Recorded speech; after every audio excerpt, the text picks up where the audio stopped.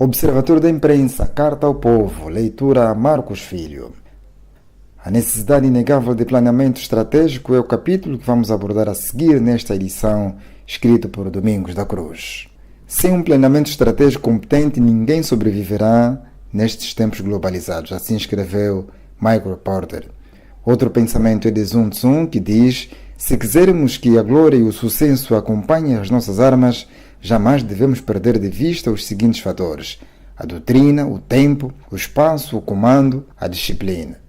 Chegamos a um ponto mais do que chave: sem um planeamento estratégico de luta não será possível a erosão da ditadura. Tal plano deverá ser um documento construído com todo cuidado e nele deverá conter o objetivo central, as ações de curto, médio e longo prazo, a logística, as questões financeiras e possíveis fontes monetárias para suportar a luta. O plano deverá conter um eixo da diplomacia e solicitação de fundos. No contexto de Angola, no caso, o caminho será olhar para fora, uma vez que a máquina financeira do vulto está sob tutela do ditador e a luta precisa de milhões de dólares para lograr êxitos. Às vezes, um ato em particular da ditadura enraiveceu tanto o povo que eles se lançaram em ações sem ter a mínima ideia de como o levante poderia terminar. Em outros momentos, uma pessoa corajosa ou um pequeno grupo pode ter agido de modo a despertar o apoio. A questão específica pode ser reconhecida pelos outros como semelhante às injustiças que haviam experimentado e eles também podem assim juntar-se à luta. Às vezes, um apelo específico à resistência de um pequeno grupo ou indivíduo pode encontrar uma resposta inesperadamente grande. Embora a espontaneidade tenha algumas qualidades positivas, com frequência ela tem inconvenientes. Frequentemente, os resistentes democráticos não previnem as brutalidades da ditadura, de modo que eles sofram gravemente e a resistência desmoronou. Às vezes, a falta de planeamento dos democratas deixou decisões cruciais ao acaso com resultados desastrosos. Mesmo quando o sistema opressor foi derrubado, a falta de planeamento sobre como lidar com a transição para um regime democrático contribuiu para o surgimento de uma nova ditadura. Planeamento realista. Segundo Sun Tzu, todos podem ver as táticas das minhas conquistas, mas ninguém consegue discernir a estratégia que gerou as vitórias. Nesta lógica, os resistentes têm a obrigação de construir um plano estratégico de luta sob pena de causar ingenuidade e a falta de racionalidade e nem o mínimo uso da inteligência. No futuro, as ações populares não planeadas, sem dúvida, desempenharão papel importante e relevante contra as ditaduras, mas agora é possível, necessário e urgente calcular os meios mais eficazes para derrubar a ditadura e escolher a forma de iniciar uma campanha. É necessário pensamento muito cuidadoso, com base em uma avaliação realista da situação e as capacidades da população, a fim de selecionar os meios eficazes para conseguir a liberdade sob tais circunstâncias. Se alguém deseja realizar alguma coisa, é sábio planear como fazê-lo. Quanto maior o objetivo, mais importante se torna o planeamento. O planeamento estratégico aumenta a probabilidade de que todos os recursos disponíveis serão realizados e empregados de forma eficaz, isto é, especialmente verdadeiro para um movimento democrático ou que tem recursos materiais limitados e cujos adeptos estarão em perigo, que está tentando derrubar uma ditadura poderosa. Em contraste, a ditadura em geral terá o acesso a vastos recursos materiais, força de organização e capacidade de cometer atrocidades. Planear uma estratégia aqui significa calcular um curso de ação que tornará mais provável ir da presente situação até a futura situação desejada. No âmbito desta discussão, significa que uma ditadura para um sistema democrático futuro. Um plano para atingir esse objetivo normalmente consiste numa série progressiva de campanhas e outras atividades organizadas destinadas a fortalecer a população e a sociedade oprimida e enfraquecer a ditadura. Observa-se aqui que o objetivo não é simplesmente destruir a atual ditadura, mas estabelecer um sistema democrático, uma excelente estratégia que limita o seu objetivo a destruir a ditadura atualmente no poder, corre grande risco de produzir outro tirano. Obstáculos ao planeamento estratégico. Alguns expoentes da liberdade em diferentes partes do mundo não trazem sua capacidade total para se aplicar ao problema de como conseguir a libertação. Só raramente esses defensores reconhecem plenamente a extrema importância de um planeamento estratégico cuidadoso antes de agir. Por conseguinte, isso quase nunca é feito. Por que as pessoas que têm a visão de trazer a liberdade política ao povo tão raramente preparam um plano estratégico global para alcançar este objetivo? Infelizmente, muitas vezes a maioria das pessoas em grupos de oposição democrática não entende a necessidade de planeamento estratégico ou não está acostumada ou treinada a pensar estrategicamente. Esta é uma tarefa difícil, constantemente perseguidos pela ditadura e oprimidos por responsabilidades imediatas. Os líderes da resistência muitas vezes não têm a segurança ou tempo para desenvolver habilidades de pensamento estratégico. Em vez disso, é um padrão comum simplesmente reagir às iniciativas da ditadura.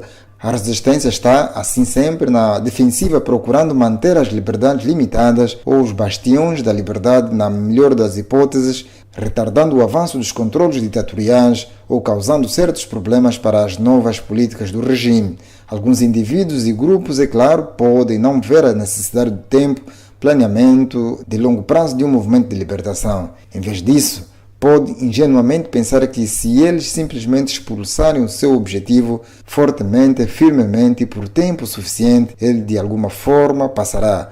Outros presumem que se eles simplesmente viverem e testemunharem de acordo com seus princípios e ideais diante das dificuldades, estarão a fazer o possível para implementá-los. O casamento de metas humanas e a lealdade com os ideais é admirável, mas é manifestamente insuficiente para acabar com a ditadura e conseguir a liberdade. Outros opositores da ditadura podem ingenuamente pensar que se usam violência suficiente, a liberdade virá, mas, conforme observado anteriormente, a violência não é garantida de sucesso. Ao invés de libertação, ela pode levar à derrota, tragédia em massa ou ambos. Na maioria das situações, a ditadura está mais bem equipada para a luta violenta e as realidades militares, raramente, se é que alguma vez acontece, favorecem os democratas. Há também os ativistas que baseiam suas ações sobre o que sentem que devem fazer. Essas abordagens são, no entanto, não só egocêntricas, mas elas não oferecem orientação para o desenvolvimento de uma grande estratégia de libertação. A ação baseada numa brilhante ideia de que alguém teve também é limitada. O que é necessário, ao invés, é ação com base em cálculos cuidadosos nos próximos passos necessários para derrubar a ditadura. Sem análise estratégica, os líderes da resistência muitas vezes não sabem qual deve ser o próximo passo, porque eles não pensaram bem sobre as etapas sucessivas específicas necessárias para alcançar a vitória. Criatividade e ideias brilhantes são muito importantes, mas elas precisam ser utilizadas para fazer avançar a situação estratégica das forças democráticas. Absolutamente consciente da multiplicidade de ações que poderiam ser realizadas contra a ditadura e incapazes de determinar por onde começar, algumas pessoas aconselharam fazer tudo simultaneamente. Isso poderia ser útil, mas, claro, é impossível, especialmente para os movimentos relativamente fracos. Além disso, essa abordagem não oferece qualquer orientação sobre onde começar, onde concentrar esforços e como usar recursos muitas vezes limitados. Outras pessoas e grupos podem ver a necessidade de um planeamento, mas só são capazes para pensar em curto prazo. Eles podem não ver o planeamento de longo prazo se é necessário ou possível. Eles às vezes podem ser incapazes de pensar e analisar em termos estratégicos, permitindo-se ser repentinamente distraídos por questões relativamente pequenas, muitas vezes respondendo às ações do adversário ao invés de tomar iniciativa para a resistência democrática.